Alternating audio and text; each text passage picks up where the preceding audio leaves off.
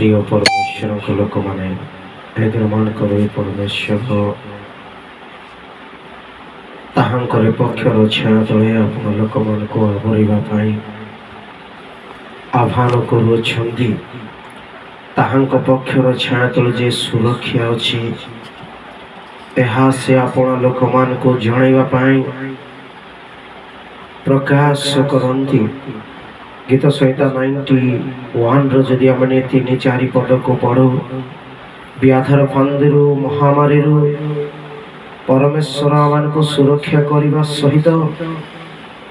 ताहांकर पक्षर छा तले ताहांकर डेणा तले आमान को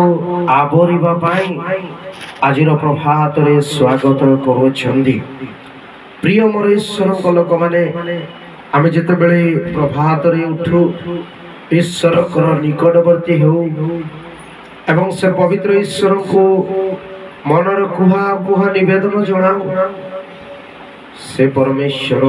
आमान को आश्रय देवा पाई अपेक्षा करुछंदी। कौन आपण से व्यक्ति अटंती कि आज प्रभात रे से पवित्र ईश्वर को निकटवर्ती हेई तांको ठारो आशीर्वाद सुरक्षा पाइबा पाई गीत संहिता 17 9 पद रे लेखा गला चक्षुर तारा परे तुम्हें मत रख तुम्हें मोर लुचिबार स्थान। आज प्रभात रे आमर एई प्रार्थना हो प्रभु तुम्हें स्वयं अट तुम्भर पक्षर छा तले आमको आवर तुम्भर पक्षर छा तले आमे सुरक्षित अटू एहा आमे तांको निकट को आसीबा लोक मानकर विश्वास करिबा नितांत आवश्यक रहिछि। जदि आमे गुटे विश्वासी हेई आज भांगी पड़िछु निराश होई जइछु आसो आमे तांकर पक्षर छा तले निकट को जाऊ एवं तांकर पक्षर छा तले आम पाई सुरक्षा रहिछि। सुरक्षाकारी परमेश्वर मान को आह्वान करि कहउछंदी तुमान को हृदय उद्विग्न न हो तुम्हें भांगी न पड़ तुम्हें ईश्वर को पर विश्वास करो पुणे मते विश्वास करो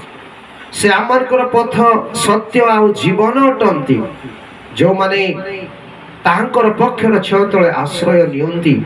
सेमान को से आशीर्वाद करंती सुरक्षा दियंती क्षमा करंती मुक्ति दियंती एवं प्रेम करिया पाई अपेक्षा करुछंती। आपण कोन से व्यक्ति अटंती के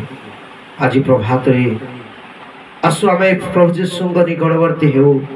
प्रिय जीशु को आमे मनर कुहा कुहा निवेदन जणाओ आ से